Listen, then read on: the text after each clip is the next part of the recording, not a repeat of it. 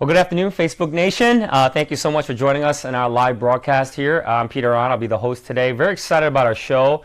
A good friend of mine, an author, Pastor Daniel Hill, is with us. I did this last time, and I'll do it again. I keep turning on the volume, media volume, so I apologize for that. But my good friend Daniel Hill is here today, and we're excited about this show today, just simply because there's been so much stirring up in the culture in which you and I live in today in our country. It just seems like just God had specifically ordained you, Dan, to write this book called Wide Awake, which is actually getting a lot of different kinds of reviews, good reviews, and folks, our church has been actively involved in reading it, and so we're really excited that you're here, Daniel, so thank you for joining us. It's a joy to be here. All right, it's great for me to have you here. When I first met you, and if you read his book, you'll get some of this, but and I laugh, but when I first met him, I met him about 10 years ago, and we were actually at a friend's house. And when you walk through the door, I said, some of you watching, you're too young to know this, but I said, this guy looks like Jordan Knight from New Kids on the Block. And I told him that. He even walked like him. He kind of has a pigeon toe walk like Jordan Knight did. And so every nuance, I saw him and I said, this guy looked like Jordan Knight. And then so when I read the book, I was laughing because you obviously, you wanted to be like him, but you also, God has given you an amazing sort of, you look exactly like him in some ways. So anyway, so thank you for joining us, Jordan, Daniel. But listen, before we start talking about the book, who are you? Who is Daniel Hill for our audience who don't know who you are? But who are you? Share a little bit about yourself. So I'm a Chicago guy. Been in Chicago all my life. Grew up there. I'm 44 years old, married, got a couple kids, an 8-year-old and a 5-year-old. Mm-hmm. I'm the son of a pastor, and so grew up around church, but didn't think I would be super involved in church. Went to college for business and kind of joined the dot-com revolution in the 90s when there were startups all over the place. And that actually brought me out by a large mega church in the Chicago area called Willow Creek Community Church. And that's where I kind of came into a ministry calling and worked there for my 20s. And then in January of 2003, planted the church where I'm at now, River City Community Church, which is in the Humboldt Park neighborhood of Chicago. Okay, and for those who are watching today, I just want to encourage you, feel free to engage with us, ask questions. We will ask them live to Daniel. Any question is okay. Don't try to filter it. We would ask you to be as raw as possible, and Daniel is ready, willing, and able to answer any questions you may have. So thank you again for joining us today. So help us to understand, Daniel, what compelled you to write this book, Wide Awake? It started in what at least for me, is an unusual place. There's a lot of moments throughout my life where I should have become more aware to just the system of race and how it works. But it was actually when I was working at Willow Creek, and as a young pastor, I was officiating weddings, which was a very new thing for me. And the first cross-cultural wedding I did was with a woman who was white getting married, but then the groom was, his parents are from India, so he was first generation here, and so the Indian, particularly South Indian culture, had played a very big role in his development. So he said, you're going to get a real deep dive into Indian culture, especially at the wedding feast kind of before the wedding. And so we did. The music, the sound, the sights, the dancing, it was all just kind of a culturally magical experience for me, and it kind of evoked the sense of longing that I wished I had a culture.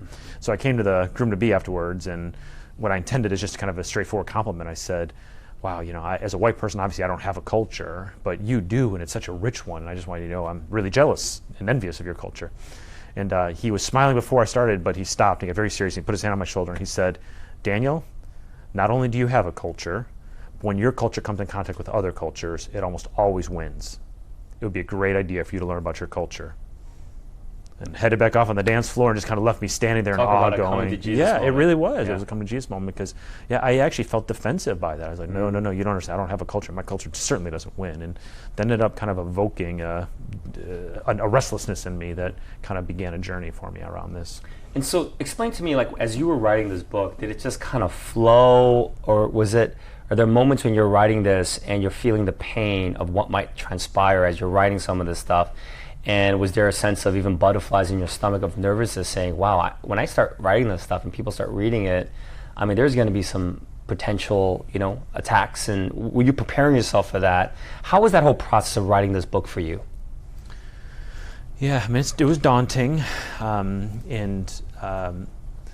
As a white person writing about this, I'm very aware of kind of my own privilege. I actually think that that's a problem historically, oftentimes, especially for those of us who are white, we don't listen enough to people in the margins who have experienced the underbelly of the system of race. And there's this huge part of me that didn't want to contribute to this idea of white people talking to white people about the experience of people of color, right? It just feels problematic on a lot of levels. So there's kind of a whole journey of kind of within my own church community and kind of mentors at large that helped encourage me that this was something that maybe is needed. So that part was uncomfortable. And then this material is very sensitive, particularly for those of us in the dominant culture. It oftentimes feels very threatening and induces a lot of defensiveness and guilt.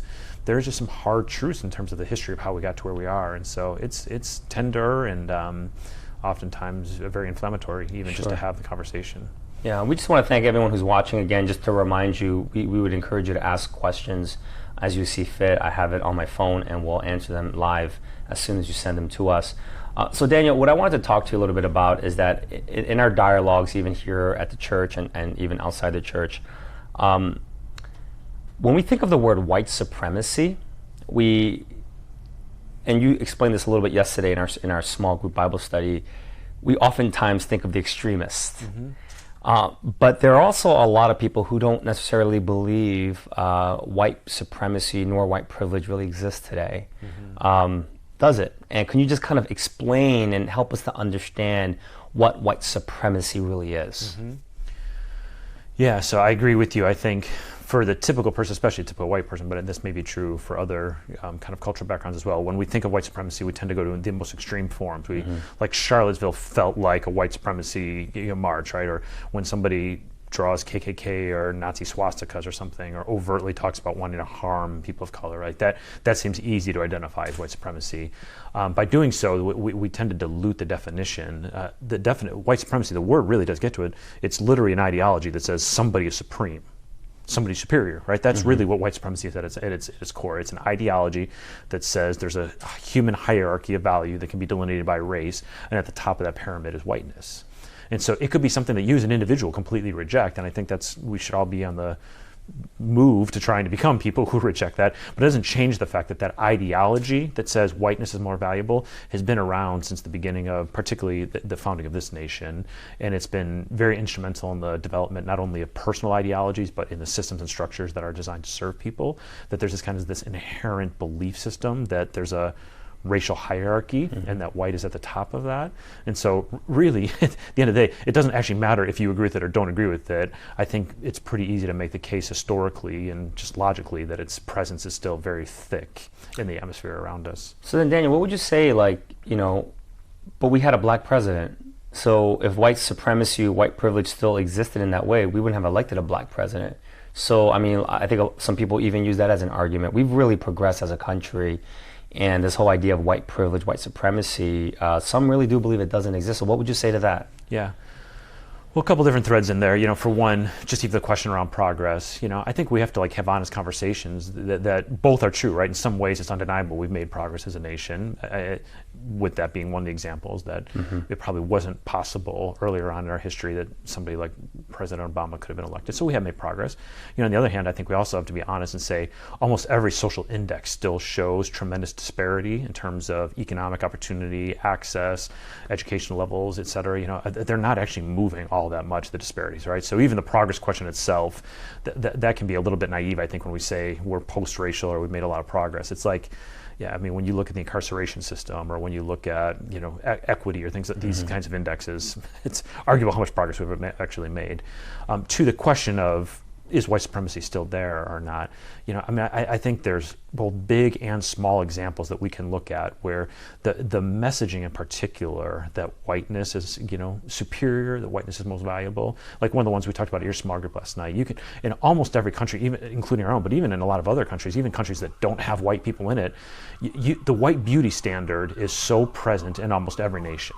Right? In almost every nation where there's people of color, there's this very clear hierarchy where the lighter skin that you are, or the way that your facial features match kind of the traditional European beauty standards, that is associated with better, with good, with prettier, with more beautiful. The darker skin you are, it tends to be a class issue. It tends to be associated with kind of even your value. Like that's just one of the very real ways white supremacy plays out. So you could say as an individual, I reject that, but if everywhere around you see people are getting plastic surgery to look one way and they're being scorned or discriminated against because they're darker skinned, it's like you just have to say, well, goodness, the ideology is still there, even if I'm personally not meaning to perpetuate it or be part of it. So I just think we just have to be really careful and not put our heads in the sand. I mean, it's all around us if we open our eyes to see the way the ideology is still playing out. So I think that sort of that moment for a lot of us in the Bible study yesterday was such where we realized, oh my goodness, like at least for me, I hadn't really thought of it even in that way.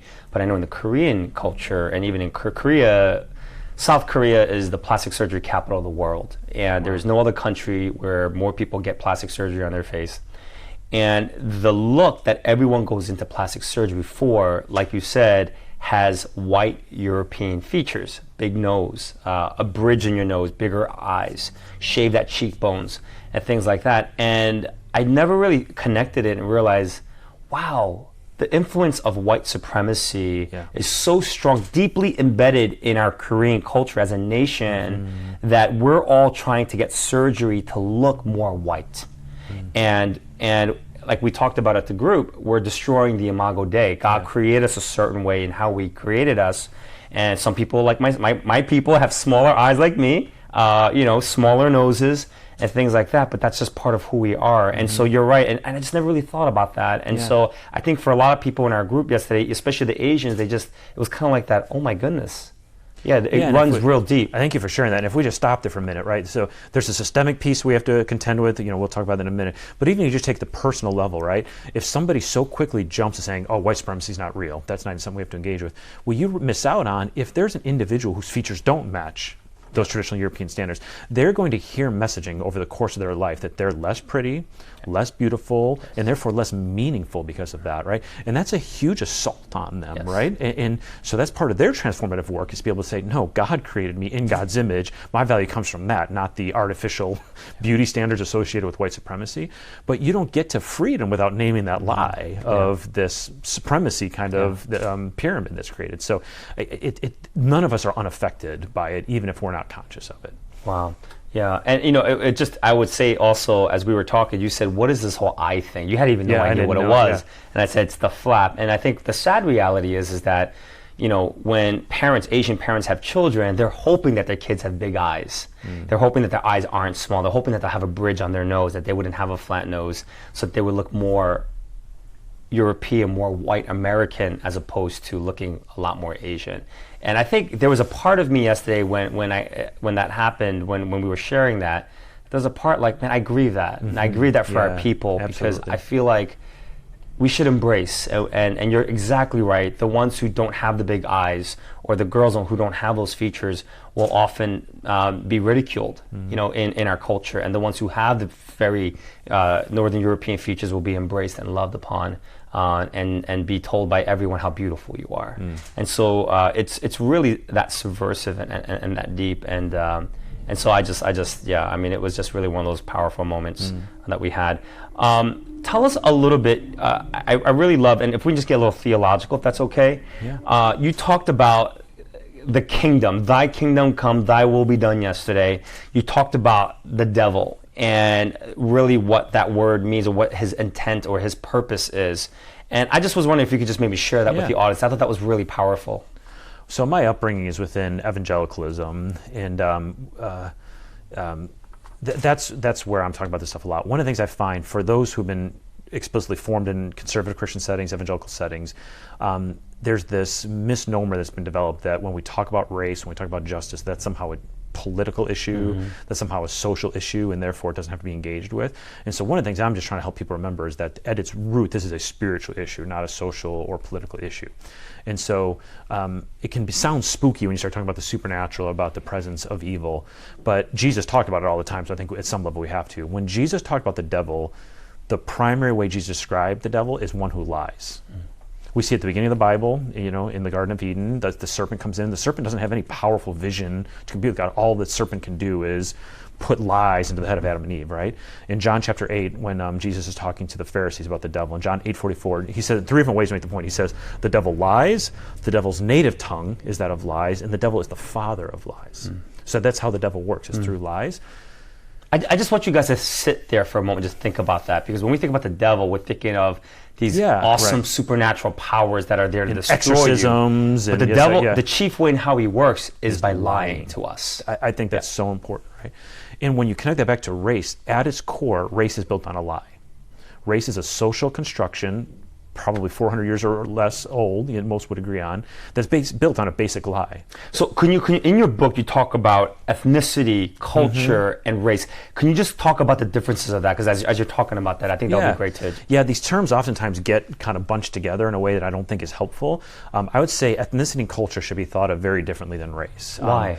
Ethnicity and culture, in the same way, so the Bible says human beings are created in God's image, right? We're a reflection of God. That doesn't mean we're perfect. Obviously, we're not. The Bible says every human being has sinned, needs to be redeemed, but we're still a reflection of God. I would say ethnicity and culture are like that as well. They're not perfect. They need to be critiqued. They need to be redeemed, but they're reflections of God's good design. God, Revelation 7:9 says God will recognize ethnic and cultural differences in heaven. That's important to remember. God's not colorblind. Like whenever we try to be colorblind, we're out of step with God. Revelation 7:9 says God is not colorblind. God will recognize these different ethnic differences, these different cultural differences. So I think ethnic and cultural differences should be celebrated. I think that they should be learned from. Doing cross-cultural ministry is still complex. It requires an agility to learn from the different norms and values, but that's its own kind of conversation around how to recognize and celebrate and learn from ethnic and cultural differences. Race is something totally different. Race is an evil, diabolical human invention that took we were talking about some of these physical differences and the way the beauty standards, right?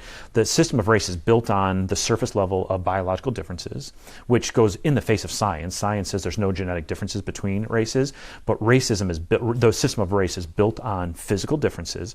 And what we then did, we didn't just group people artificially, really. I mean, right? We talk Asian American. I mean, how many different countries and cultures? But even take that away for a second. These categories built on physical differences then were assigned human value. That's the real sin. That's the lie of the system of race, which again gets back to white supremacy. It said whiteness is at the top, blackness is at the bottom, everybody else is kind of forced to find their sense of value within that racial hierarchy. It's a very painful, a very destructive, a very diabolical system. I would say there's not one single good thing about how race works. It's not like it's a redeemable thing. It's a lie. The very nature of what race is a lie.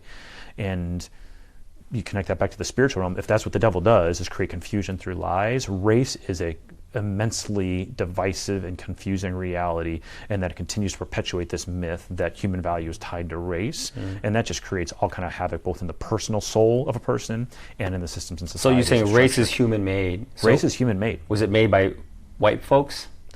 There's a whole kind of history behind it. It goes all the way back to that kind of Caucasus, Negroid, Mongolian kind of thing. But certainly most would agree that it formed, right? Like even U.S. history, when white European immigrants started to come here, they were not thought of as white. There was a hierarchy even within the white ethnic groups, right? Like my descent is mostly Irish, right? Irish within the kind of white ethnic spectrum, the Irish were mistreated. They were thought of as less than. But in order to justify colonization and slavery, it really did become important. You can kind of go back to Bacon's Rebellion. There's these kind of historical moments where there's this fear of poor people of different races uniting against the racial elite. And so the system of whiteness started to become fortified that said, you can be poor and white and still have access to whiteness in a way that people of color can't have it. And so I think most would agree that the man-made system of race started to solidify as colonization and slavery started to really get developed, and we began to have a different way of categorizing and assigning value to people after that. Wow. Again, I just think it's just so insightful and stuff that you're sharing. In your book, you talk a little bit about white trauma. I was a little fascinated by that. Could you share with us what white trauma is? Because I think that could also be at the heart of why a lot of potential white folks really struggle with this. Yeah. Well, I certainly want to give credit to it. It's from a Navajo friend of mine named Mark Charles, who's got a book coming out this year called Truth Be Told with Dr. Soong-Chan Rah, where they develop these ideas a lot more. So I'll borrow a lot of his ideas. So I want to be careful saying it because trauma is typically used for the victim of something that happens, and rightfully so. Like there's all different ways somebody can be victimized physically, sexually, economically, and they're traumatized by it, and there's a recovery process, right? So, so I'm not trying to equate it to that level. But we found this even in our environment. We've got some young people who've kind of given their lives to Christ, but part of their recovery is that they were part of violent acts against another person. And so clearly if you violate somebody else, the person violated is the one who's most traumatized by it, right? But if you're on the other end of that, it's still its own kind of trauma. Sure. To participate in violence of any kind is traumatic in its own way, not to be compared to the trauma of the victim itself. And Mark Charles says, and I think this sounds right, that because we've not told the truth about our history, we've not been told the truth about our history, we've got kind of a very sanitized version of how we got here around race. When white folks in particular start to discover some of the brutal realities of how and why race was created, it's very traumatizing to realize how we got to where we are. And one of the classic responses to trauma is denial, or kind of disassociating itself.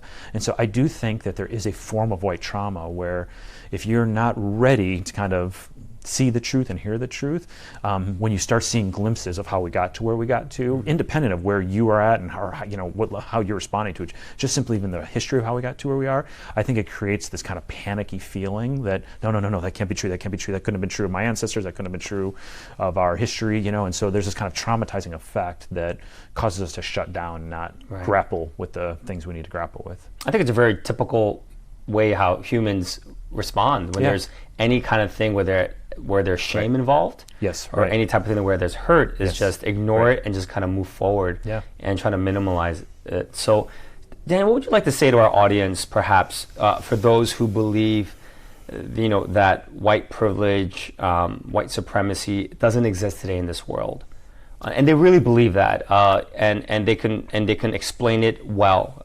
What would you like to say to them? I'm trying to think of the nice way to say that. So I've got a friend in the south side of Chicago, Pastor Julian DeShazier, and privilege has a lot of dimensions, but I like how he defines privilege. He says privilege is simply the ability to walk away. Yeah, you wrote that. I love it when you wrote that in your book. And I think that just bottom lines it. If you're unaffected by something at a day-to-day level, I would actually say nobody is unaffected, but there's different ways we're affected. When you're not consciously aware of ways you've been marginalized or oppressed or denied access to something, anybody can say, well, it doesn't affect me, so therefore I'm not going to grapple with it. And I would say that in itself is a form of privilege. And so, when you look at scriptures, right, Jesus had high expectations of privileged people, right? That's part of the faith walk, is to choose to walk into the light even if you're not required to, or choose to see the world from a vantage point that's not your own. And so I think privilege is something we do have to be aware of, right? The ability to walk away is its own stewardship. And if the way we choose to steward that is to walk away and close our eyes, I just don't think it's the path ever that Jesus would call us into. And so I think there has to be a conscious choice at some point, that even if it's not out of desperation or survival that I'm choosing to talk about this, it's just out of wanting to see the world as it really is. I do think there's probably something has to happen to those of us who are privileged to choose to see what we don't always see. And I don't know how to make somebody want to see the truth, but I am convinced that if somebody's willing to see the truth, once you start walking down this road, you can't ever go back, right? You see that that there's a lot of degrees to this, and you can't really ever go back to that place again. But you do have to make a choice to say, I'm going to walk down this road. Yeah, for those that just joined us right now, I just want to thank you for joining us. I'm here with Pastor Daniel Hill, author of Wide Awake, and we'd love to hear from you. Ask any question you'd like. I won't say the name, but just ask the question. We'll be happy to ask Pastor Daniel a question that you may have for him.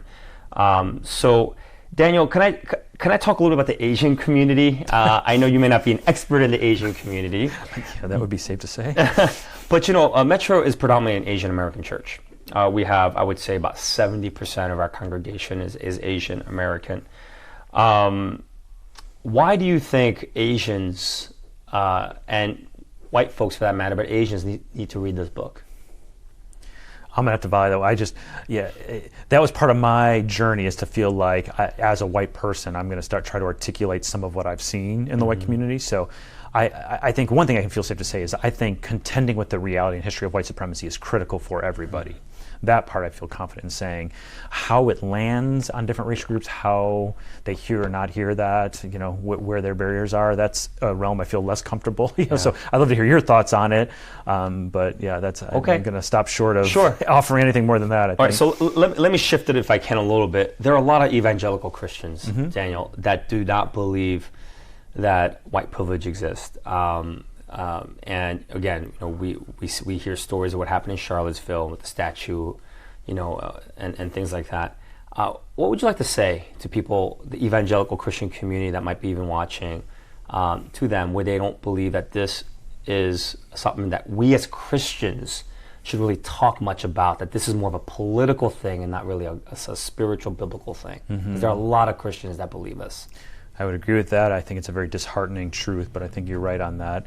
I don't want to say this in a more charged way than I should, but to me, we mock God when we minimize this. Why? Why would you say that? So I think I'd approach it from at least different angles. From one, the imagery in the New Testament of the body of Christ. Jesus Christ came, he lived, he died, he bled, he died, he resurrected, and he said, now this is my body, this is what I'm leaving, you are my body, right? So the Apostle Paul is particularly fascinated with this imagery, right? In 1 Corinthians 12, when talking about the body, the Apostle Paul says, when one part of the body suffers, the whole of the body needs to suffer. Like when one part of the body is dying under something, the whole body should be concerned. And so presumably the part that's not feeling the suffering has a responsibility, right? We have now for a long time in the evangelical church seen a direct split between white evangelicalism and evangelicalism within marginal communities. And there's really been no movement. There are those in marginalized communities who are saying racism is killing us, it is preventing unity, it's divisive, we're dying under this, right? And then we've got the white church some who are very earnestly pursuing this, but too much of who are still saying, no, I don't really think it's that big of a deal. I think we mock God when it's Christ's body, and we've got clear cries coming and continuously coming from marginalized parts and those who are living in the privileged space of it, not taking that seriously. I think it really mocks God. I think at the even deeper level, coming back to an earlier point we talked about, Jesus associates himself with truth. Right. And he associates the devil with lies, right? And so Jesus says the truth will set you free, right? Jesus in John 14:6 says, I am truth, I'm the way, the truth, and life, right? So we cannot say we're following Jesus without pursuing the full truth, and we can't pursue Jesus without calling out lies. Ephesians 5 says awakening comes from exposing the lies in society, right? And so if race is built on a lie, which I believe it is, and if that lie is having clear implications for God's people all up and down this country, which I think it clearly is, then we're literally failing Jesus by not naming the truth and not exposing the lies. And again, that's why I believe we mock God when we don't take this more seriously. So could I go a little deeper with that question? Do you believe a Christian can actually be a follower of Jesus, a disciple, if this is not an important thing to them? Because I really do believe there's a lot of Christians out there that do not believe this is a thing that's on the heart of God. And so do you believe that if this is sort of not at a forefront in somebody's understanding of what Christianity is and exposing lies and leaning on the truth of racial justice, do you not see them as a disciple? I want to be careful. Jesus is obviously so much more gracious than I am, right? So I've got my own personal thoughts about that, but I mean, the grace of God covers all sin, including active denial, I think, of some of these truths. So I think God's grace is immense, and I don't want to belittle that in any kind of a way. I think it is difficult. Jesus says, seek first the kingdom, right? I think it is very difficult to seek first the kingdom and not come in direct contact with these kinds of things. So yes, I do see that. I think there's also an interesting kind of trajectory in Scripture. Like when you look at Peter, for instance, and the system of race we have now is not exactly the same with the Jewish and Gentile thing, but there's a lot of parallels. And I think it's fascinating when you go through the book of Acts. In Acts chapter 2, Peter preaches a sermon where 3,000 people get converted. It's the launch of the church. But it's not until 8 chapters later that Peter really has his racial awakening, so to speak, right? Where he's on a roof having a dream, a vision, and he realizes that this kind of gospel for just Jews that he's preaching, God is confronting and saying it's for Gentiles as well, and then God directs his paths to go to the home of Cornelius, a Gentile, and it's through this Gentiles relationship that Peter's eyes really open up. And I'll never forget in seminary studying Ray Bakke, who said, the story of the Apostle Peter reminds us that you can love God, serve God, and still be an ethnocentrist. Because when he preaches in Acts 2, he's still got a Jewish censure, right? And yet he's still used by God. So I do think that it's one of the reasons the book is kind of built around this awakening imagery. Like, I think it's scales coming off the eyes in a lot of ways, right? So even when we want to do it, there tends to be a process of like degrees of revelation where we see more and more clearly. So I think that's a different conversation, though, of like caring about it and seeing more and more and more as you go. Some of us, I think, are actively choosing not to even engage with it. And, you know, I think that's concerning as a disciple to actively deny the presence of these things and trying to pursue the kingdom of God all at the same time. What surprised you about this book and how it's been received? You know, I had two different kinds of fears. You know, I had there's the kind of more obvious fear of kind of the retaliation within the white community, because this can, you know, in my history, it's kind of provoked some things that have brought out. And have you experienced that at all? Yeah. When there have been some opportunities to speak about this in public forums, I've received threats and kind of very nasty messages. And I don't say that to say, "What was me?" I think there's people in the margins who that's their everyday life, just every once in a while, right? But it's discouraging because the large degree of anger consistently comes from white Christians, not even white secular folks. So there's just kind of this bizarre mix of how sometimes religion can actually keep us from seeing, I think, the truth. So there was one kind of category of fear around that. And then there was another category of fear of just being misunderstood by people of color who would engage with this and seeing me as trying to be opportunistic or make a dollar off of the pain of somebody else. And that was a fear I had as well. And so I think one of the most pleasant surprises of this book, I guess it's hard to say without sounding self-promoting, but I've been very thankful for the way that particularly pastors of color up and down the country have really embraced it and kind of said, hey, my white brothers and sisters, I think I want you to read this to kind of engage with this. And we feel how their church is talking about this is right on. And that's been super meaningful and surprising. That it's been kind of endorsed so strongly, and so I'm thankful for my community, because that's what this book is. It arises out of conversations we're having. These aren't my thoughts; it's collective wisdom coming out of our community. Wow. What would you say? What would you say to a pastor who has a multi-ethnic church, who pastors a multi-ethnic church, and yet doesn't talk about race? Yeah, which does happen. It does happen a lot. Yeah. So So I'll say the hard thing first and then try to give some grace coming up to it. I think it doesn't matter to be a monoethnic church or a multi-ethnic church and not talk about the threat of white supremacy, I think is to fail people. I think that's the bottom line. I think you're failing people to not address the significant destructive nature of the ideology of white supremacy. In some ways, I feel like it lands even harder when you're a multi-ethnic church that doesn't talk about it. It's almost like it anesthetizes people, right? It says, well, we were able to gather a multicolored group into a room, so, okay, now we can exhale and say, we did it, right? We did what nobody else can do. We got some people together, right? And actually, I think that can be a very valuable starting point for addressing white supremacy. But when you get halfway there but don't address it, I actually think in some ways the failure falls harder even, you know, in that we got halfway there but then didn't really go to the hard conversation. So in some ways, I would almost rather have a monocultural church who's honestly talking about the truth and lies behind Jesus and the devil around this stuff than a multi-ethnic church who just kind of celebrates getting people into a room together without actually really talking about it. That's a pretty bold statement there, right? You would rather have more of a ethno-specific church that talks about these things rather than a multi-ethnic church that doesn't talk about this stuff. That's a pretty bold statement, and I think it's really a telltale. So then how do they get started then, Dan? Like, if there's a pastor watching right now and they're pastoring a multi-ethnic church and they're saying, oh my goodness, you're right, how do they get started?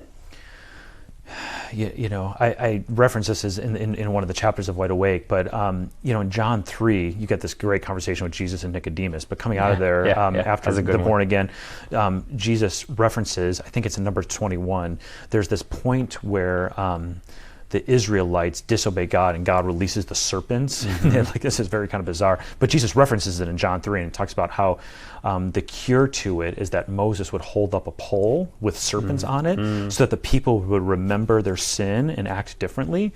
And I think it's exactly opposite how most human beings want to act, right? Like, it would be the natural temptation for the people to say, let's forget about that chapter in our history. That was painful. It was traumatizing. It was not us at our best. Let's forget about it, which I think is kind of what we tend to do in our nation. We try to just kind of erase certain parts of the story and only tell the redeemed parts. And so I think it's what Jesus holds up, he actually holds that up in John 3, that like lifting up the pole, the scepter with the snakes on it. And I think that's the pastor's job, is to hold up truth. I think that's how we repent even in our individual lives, right? We tell the full truth, that there's some good about me, but there's a whole lot of sin too, right? I don't come to Jesus and say, I'm all good, receive me. I come to Jesus and say, I'm a sinner who's fallen short and I need your redemption, right? And when it comes to this conversation around race, we have to tell the full truth. We have to hold up the pole, so to speak, of our history and say, this is how we got to where we are. And as a community now, we're going to bring that to Jesus and receive his healing touch on that. But we have to tell the truth to get to that point. But what if we're afraid to tell the truth? What would you say to pastors who are afraid? Because there are potential risks at doing something like that. What would you say if they're just afraid to tell the truth? Yeah, well, I mean, it sounds so obvious. We say, like, well, what do you say to a pastor who's afraid to tell the truth? I mean, I think the answer is obvious to that, right? But I will acknowledge what you're saying, that there are potential consequences, and I think that's real. I know many of pastors who have begun to talk more openly about this and lost congregational members from dominant culture or just kind of more privileged, economically privileged, you know. So to me, there's a difference between saying, do we tell the truth or not tell the truth? The answer seems obvious. We must tell the truth. But I think there needs to be wisdom in how we do it, and there needs to be a count the cost, and there needs to be, I don't think we want to recklessly charge into these conversations. There needs to be a thoughtful, spirit-led process, because it's ultimately about discipling people. It's ultimately about forming people. It's ultimately about building up the body, right? So that's the lens that I think we want pastors to be looking through when they dialogue about this. And I think one of the fallibilities of humanity and of us is that so much of our, this is not about who's right or who's wrong. Because sometimes a conversation about race can really about who's right or who's wrong, but it really is a conversation of how do we pursue the righteous route, right? And that's really the path in which God's calling us to do. And I just think that for a lot of us, it's always about, I need to be right, or I need to convince people of what I believe and what I see. And I don't think that's not what you're saying. What you're saying is this is about pursuing a righteous path towards God and doing this. And so if there are anyone who's watching today who kind of feels intimidated, especially a pastor, anyone where you're intimidated to speak up and proclaim truth, it's really about pursuing a path of righteousness. And sometimes righteousness and pursuing that path can make you feel like you're pursuing the wrong path. Yeah, but that's just the tension of that, because it's not an easy thing. Well, and it just when you go in the Sermon on the Mount, it talks a lot about righteousness leading to persecution. Right. And I think in the Western world, it's kind of like, what does that even mean? None of us ever get persecuted, right? But actually, this is one place, even in the Western world, you will experience some persecution. If you start to talk about righteousness in terms of how it relates to the system of race, you'll experience persecution even within your own church. And so it actually makes the Beatitudes make sense. That's right. And the whole blessed be, those who mourn, and for they will be comforted. Yeah. All right, so there's a question that somebody asked, and it's a long question, so I'm just going to, so stay with me on this. This is an African-American woman. I have a white best friend. We refer to each other as sisters. Left alone, our differences normally doesn't seem like an issue. But the last few years, race has come full force with police brutality. She's pretty sympathetic, but we have had a couple of very tense moments when discussing some events/experiences. I know my fears and angers as a black woman are legit, but she is someone I love and don't want to lose because of the few things we don't have in common. I can't stop experiencing life as a black woman, nor can she stop experiencing her life as a white woman. How can we maintain our friendship during these explosive times and conversations? A very hard question. Great question. Yeah, and I just want to honor the sacredness of that. I think she's putting words to what a lot of people who kind of live in the margins experience when they try to kind of walk with folks who have never been exposed to this and have a long path ahead of them. I don't mean this as a commercial. It's just a kind of a quick, if you go on my Facebook page, there's a link to a podcast that I did with Joe Saxton and Pastor Stephanie O'Brien called Lead Stories. And Joe Saxton is a black woman, and she actually talks about this quite a bit within our conversation. And so my answer won't get to it as in-depthly. So if somebody is interested, that podcast, it's on Lead, you can just go right to Lead Stories, or it's on my Facebook page. And I think how Joe Saxton kind of shares some of the pain about this is really insightful. So I think there's an answer for this African-American woman that maybe I'll get to in a moment. For a moment, I almost want to speak to the white audience about that question. Sure, because go for it. This is a tension that I think we need to acknowledge more often. For a lot of us who are white, so there's going to be some white folks who are defensive and don't even want to engage. That's a different conversation. For some of us who are white and do want to engage this, the most natural instinct is to befriend a person of color and to basically try to include them in this process. And there's a lot of warning signs I would put next to that, right? At some level, you will eventually need a person of color friend to help you walk with it. But for one, I don't think that's where most of us should start. There's just a body of information that helps us understand how we got to where we are that we can access without having somebody to have to relive it. I'll just tell one personal anecdote. In my early stages of this, I had a African-American female pastor who was playing a very big role in being a sounding board. And one of these times I would just often ask her questions. I was really sincerely trying to learn. And I asked her something and she just began to cry. I said, in being very defensive, I thought, oh no, did I do something politically incorrect? Did I say the wrong thing? So I voiced that, I had so much anxiety about saying the wrong thing, right? Stepping on landmines. She said, no, it's not even about what you said. She goes, I just need you to understand something. There's two things happening simultaneously here. She said, I'm committed to your development. I believe you're a learner. I'm committed to walking with you. And when you ask me these things, especially from a point of ignorance, which you can't help because you don't understand, you actually trigger within me. I get re-traumatized by the very things I'm trying, right? This isn't like an abstract body of knowledge I'm sharing with you. It's very real scars and pain of experiencing discrimination. And so I just need you to see the cost for me. I'm willing to pay this cost, but this is a cost for me to share this with you, to share this journey. And that really changed me. I realized I still needed it, but I realized I had to treat it in a much more sacred way, that this isn't two equals, equally benefiting from this thing. This is me asking somebody to pay a tremendous cost for really what's my own enlightenment. Even though I'm scared and defensive, it's about my own enlightenment, right? And so I think as white folks, we need to be much more conscientious about doing that at all and making sure we're ready. So the bottom line, one of the things I say is until a white person's ready to have white supremacy exposed in their own life, they shouldn't engage a person of color friend to walk with them. Wow. Right? And I don't mean that as like I'm a racist. That's not what I mean. But if white supremacy is this thing out there, which I believe it is, that tells all of us that race is what determines value, that means as a white person I've been impacted by that. It has nothing to do with am I a race or not a race, but it just means I breathed in this poisonous message, which means if I'm sincere about this journey, at some point I'm going to have somebody who can mirror that to me and say, there's still certain ways you talk or you think that sounds like it values people. Right?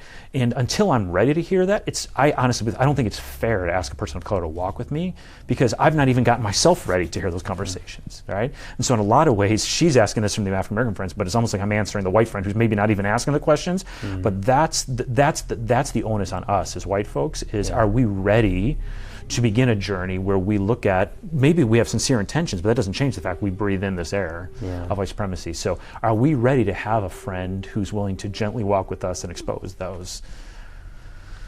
I just think people don't realize that what you just said is probably so healing to a lot of black people today, because some of them are just so fatigued, they're tired because there's a part of them having to suffer to explain and to teach somebody who's white or who is other the realities of the trauma they've experienced. And like you just said, it's for our enlightenment, but it comes at a tremendous cost for them. That when we ask and we want to learn, it comes at a tremendous cost. And I've heard that over and over at folks in our church as well, and just saying it's just too much. It's too much. I'm tired. I can't keep talking about this. And then it goes to what takes it to the very far edge is then those of us who are white, because it's not been our reality, our instinctive response is to go, is it really that bad?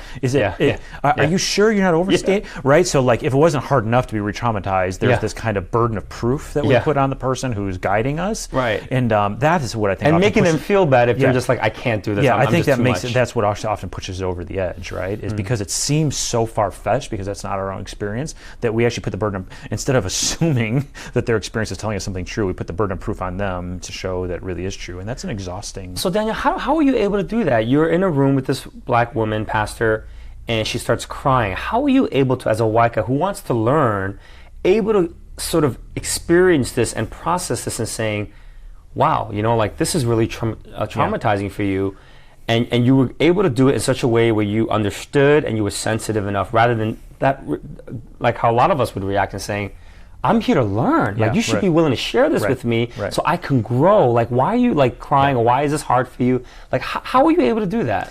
Yeah, I think this does link back to the earlier theology we were talking about of seeing the devil as a liar, that the active pursuit of confusing people's identity by tying it to race. In my mind, having the enemy clear is really important because I think what triggers a lot of us is we think we're being, let me just speak for white people, many of us who are white feel like we're being called the enemy. So when something gets brought up in the way white supremacy has impacted me. It's kind of like what I hear them saying is, I'm a racist. I continue to be a racist despite my best efforts, right? And so it's a natural defense mechanism to say, but I'm not racist. I'm trying. I'm learning. I'm doing all these things. I'm right. And I'm trying to prove in that moment that I'm not the enemy, right?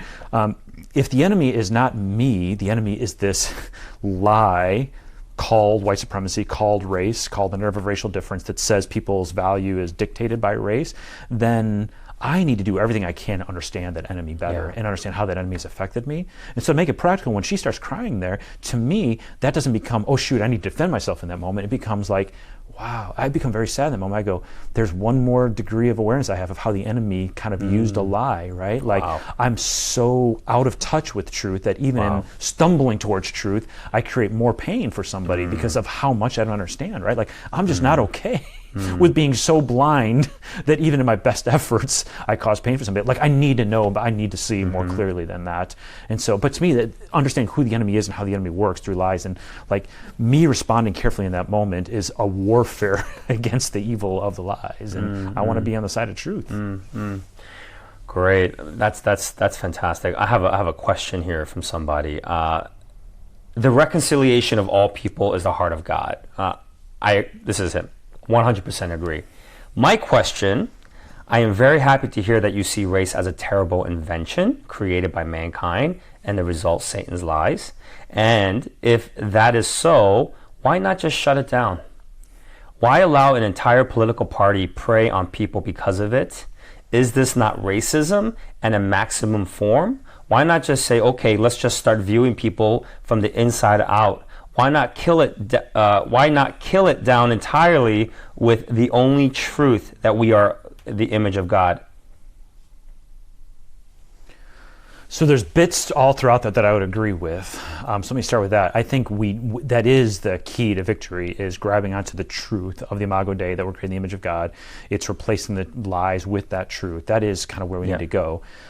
So where I would disagree, I think there's kind of a naive, not to this part, but there's a naive kind of thinking out there that if there's 400 years of development of this lie, and we've created an entire web of systems and structures around that lie, you don't just like turn off the switch and say, well, let's just stop talking about that then, right? That doesn't eradicate the depth of the sin that's kind of been implemented. And so, this gets to be a little bit complex, but there's two tiers we have to eventually get to. There's an individual piece where we're being redeemed, and there's a systemic piece. And I would say my belief is the work God is trying to do with us starts at an individual level. I think every single one of us has been impacted by this lie. There's not one person that's not been impacted. How it's impacted you, how it's distorted your sense of worth, how it's distorted the way you see others, it's going to differ from person to person, but there's not an individual around that has not been impacted, right? So there's a restoration project that Jesus Christ wants to do in our lives. It's freeing us from that lie. You can't just say, oh, I don't think about it anymore. No, we've all been impacted by it. So there's that tier. And then there's a systemic tier to it, that there's no institution. Is there time for one story around systemic, just to help people? Absolutely, go for it. Yeah. So I think this is a helpful story in our church context. There's an African-American woman who's a key leader in our community. She's since moved because she's a doctor now. She's out by Mayo. But she told this story within our church, and it became a really helpful example of how this lie embeds in social institutions. And she says, it's this bright, intelligent, thoughtful, woman's a wonderful doctor now. And she said, looking back over the course of my life, I realized second grade was by far the most pivotal year of my life. We goes, okay, that's interesting. Why? And so she tells a story. Her parents, black parents, experienced a lot of racism growing up, really didn't get a proper education in where they were at. So they made a very intentional choice to move to a white suburb that had a very high-performing school, and they put her daughter in this school, right? So her daughter tests very well in kindergarten, first grade, second grade, in these early years. Well, second grade is when in her school they tested for AP placement. And so second grade Stephanie comes home one day, and mom says, how was school? And Stephanie recounts the day and includes in it that some of her friends got tested for AP placement. Mom says, did you get tested? She said, no, I don't know why, but I didn't get tested. Her mom, her heart sinks, right? Like you start getting a feeling of why that might happen. So the mom goes in the next day and talks to the teacher, talks to the principal, wants to know why her daughter didn't get tested. Well, nobody's sure why she didn't get tested. It was an oversight. It was administrative oversight. They say that. So Stephanie gets tested, gets the highest score in her class, and gets graduated up to AP class, right? She goes, now, if that didn't get caught right there, like I don't go to AP classes, I don't go to the college prep classes, I don't get into the schools I need to get into, become a surgeon, that little moment right there was like a game changer for me, right? Now, did she not get tested because there's these evil white supremacists behind a curtain who are controlling strings and saying we're not going to let black people get tested? No, that's almost never the everyday ways in which white supremacy shows, right? But most likely, you can never know these things for sure, but the burden of history, I think, would show most likely what happened is this narrative of racial difference that says some people are more intelligent, some people are less intelligent, some people are more capable, some people are less capable. It just didn't dawn on people for whatever reason that this young black girl should get tested for AP. They just screened her out, right? That's the lie. The lie says she's less capable because she's a black student. I hate saying that, but that's the lie in everyday ways, right? Now, in that case, it was caught and it was corrected, but we need to become the kind of people who, that's happening in every classroom, that's happening in every school, that's happening in every college, that's happening in every real estate office, that's happening in every boardroom, right? This lie is present in all these systems and structures, and until we understand the lie, we're not really able to participate in the dismantling of it.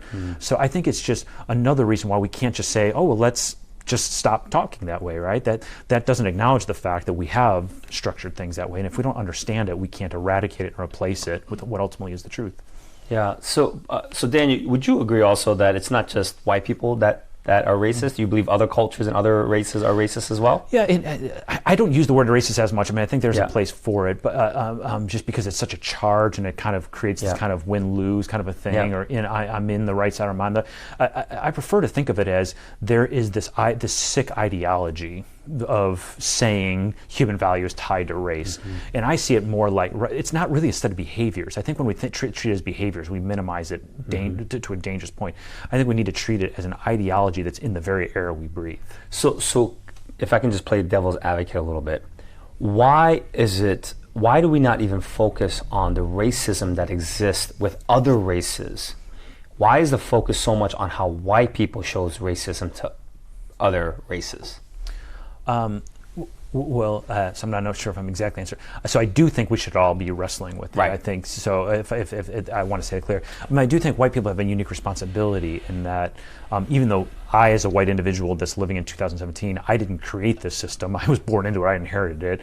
But it is the fruits of whiteness was created by white people. And while I think it needs to have a cross-cultural response to it, it's hard to dismantle whiteness if white people aren't part of the process of dismantling whiteness, right? And so history tends to show that white people are the slowest to kind of become racially conscious. They're the least likely to kind of see it clearly and respond necessarily. So there's just kind of a revival that's necessary in the white community that I'm not saying is not needed in others, but it's particularly needed in the white communities, and that, we need to understand how we got to where we are if we're going to participate with the dismantling of that old system.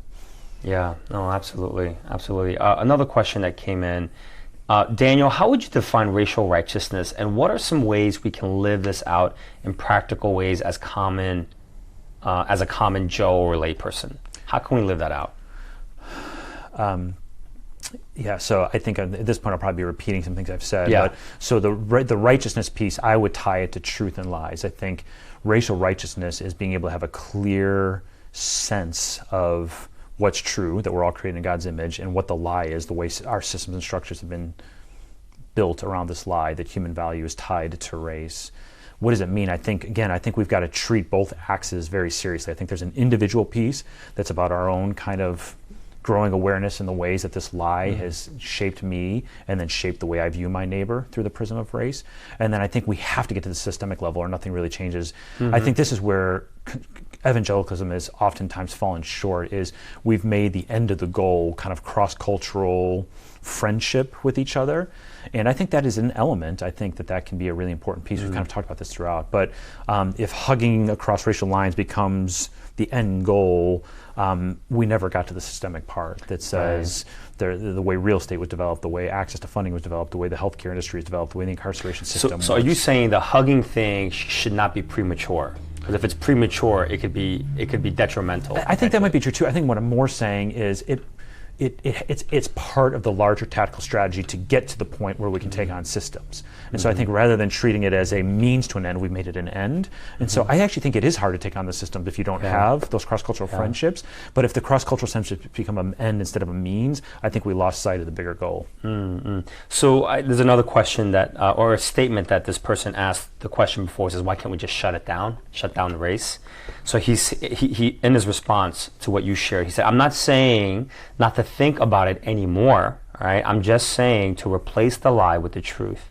And the truth is, the more we talk about race, an invented hatred, a lie, the longer the lie will exist. Let's just see each other as children of God, created in His image. That's all we really have to say to each other. Everything else causes division. Yeah. So let me try to give like a really tactical kind of example of that. I did a training at a church, and I don't tell these stories to put people on blast or say some of us are good, some of us are bad. It's more to illustrate the complexity of this. So I tell a story. I'm talking about this in a room that's largely white, actually, but I've actually some of my crew came with, so that was a lot of the cross-culturalness of this group. And talk about the need to be able to see this clearly, right? So there's a white woman who stands up, and I trust her intentions. And I think this is the problem. A lot of times we have good intentions, but the impact is still hard. She says, I really want to be able to see this stuff and live differently. But I feel like I need a person of color to walk with me in that. So I actually give the same kind of conversation we just had a couple minutes ago about the caution, right? So an African-American guy that's part of this community says, I will walk with you in this. It was just this kind of really cool moment, right? So they go and talk afterwards. So they come and talk afterwards. The first thing she says, she says, thank you. That's just so meaningful that you'll walk with me, right? This, right? She says, so here's where I need some help. She said, how do I talk to somebody like you in a way where I can come down from where I'm at and meet you on your level?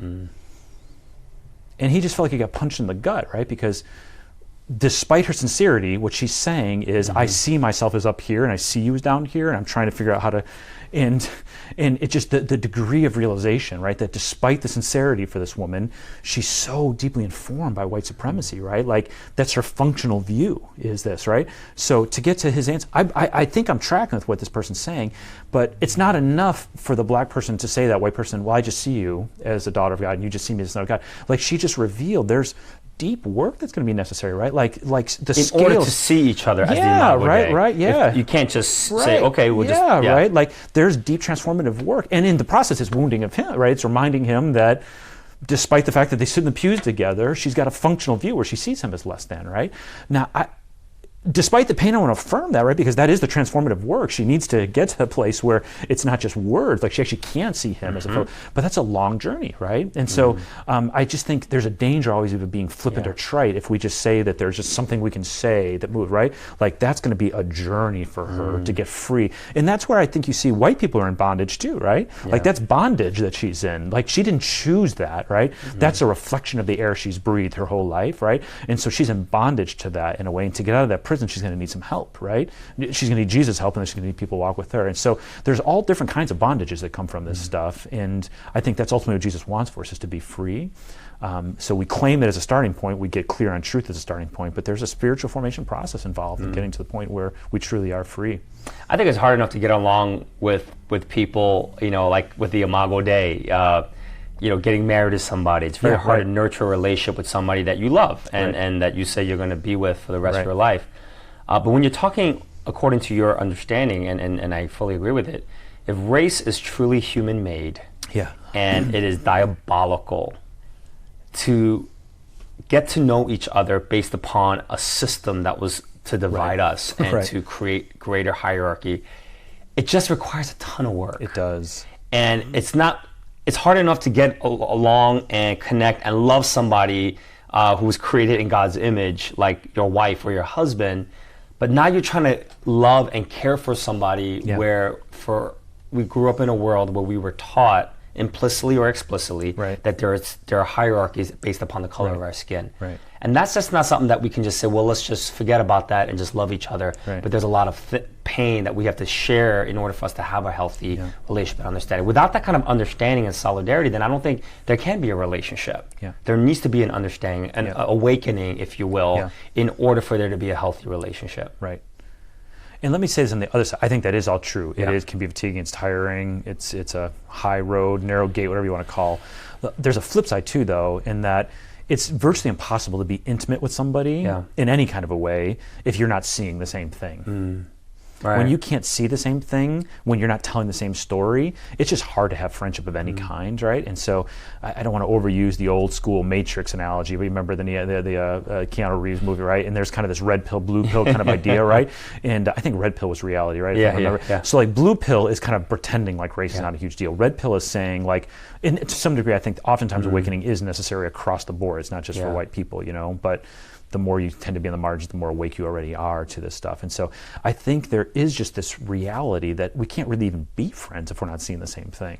And so until we're ready to all take the red pill and see it, forget even just kind of what do we all do with it, until we even take the red pill and just see it, it's hard to even be friends, hard to be fellow brothers and sisters in Christ. And so I think even that alone, it's easy to understate how significant that is, just to say, I'm committed to seeing the truth, period. That's a starting point for true friendship. Yeah, what would you like to say? Like, we got to wrap up, unfortunately, but this has been great dialogue. But what would you like to say to our audience right now, specific? All right, and unfortunately, I'm going to use race right now. What would you like to say to our white audience right now? And that would be the first one. What would you like to say to our black audience? What would you like to say to our Asian audience and our Latino audience? I know it's a lot, but just let's start with the white first. What would you like to say to our white audience right now? Yeah, I'm sorry to challenge your question. I will respond to the white audience, but I just don't feel like it's my place to respond for what black folks should do or Asian folks should do or Latino folks, other than to ask to be part of their dialogues if they want to. I'd love to hear kind of how people are wrestling with that and what they're seeing within their own context. I appreciate I will that. reiterate that I think these themes are true across the board. I think truth and lies are independent. They're above racial differences, right? Like the truth that's found in Jesus Christ and the lies that are found in the evil one impact all of us across these different racial groups, right? So I think we must all tell the truth. I do think that. I think which wherever we fall, or mixed race, that's another big piece of this too. That's one. We're not going to talk about this now. That's one of the places where you really see the power of white supremacy, when you get mixed race kind of things, right? And people trying to understand their value when there's these crisscrossing of different levels of value that you've been told based on their things, and the confusion because you don't fit in the categories. So telling the truth, I think, is important for all. Seeing how that truth is impacted us individually, seeing how that truth is. The lies, right? How those lies have impacted us individually, seeing how those lies have structured the systems of society. I'd say that's true for people of all racial backgrounds. Within the book, I'm trying to take white people through what I think are typical responses. That there's a denial phase, there's a disorientation phase, there's a shame phase, there's a self-righteous phase. So for white folks, I think I would just say, please have the guts to stick to this. It'll be hard, it'll feel scary, it'll feel threatening, but I think it's the truth. And I don't think we should be so alarmed when all those feelings come. When you move from the dark to the light, it's a little bit disruptive, but it's still what's right. It's still what we're built for, is the light, and so we have to keep moving towards the light. Yeah. I appreciate you respecting the other ethnic groups and saying I'm not going to speak to them and say what they may need to be able to do, so I appreciate that. If you haven't read this book, I'm promoting this because it's actually, and Dan's too humble to keep saying read the book. I really do believe all of us, it doesn't matter what color you are, but we should all pick up this book and buy. You can get it on Amazon, but do check it out. And Daniel, thank you so much for joining us. He's going to be at Metro on Sunday. We're excited to have him at our 9:30 and 11:30 service, sharing. He's going to be doing a workshop for our leaders tomorrow here at Metro, and so we're really excited to have you. So thank you so much, Daniel. Is there information on your Facebook? If people want to connect with you via email, is there information on that somewhere? Yeah, but the easiest, on Instagram and Twitter, I'm the same handle. It's at Daniel Hill 1336, DANIELHILL 1336. And then just by my name, you should be able to find me on Facebook pretty easily. Okay. Yeah. Got a blog at PastorDanielHill.com if somebody's interested in that. Great. Well, listen, hey, I want to thank everyone who just tuned in to watch. This has definitely been our highest watched show ever. But thank you all. And for everyone who asked the questions, thank you so much for engaging with us on this most important topic. And we hope to see you again next month in January when we do another show. So thank you so much for watching. Take care and have a great day.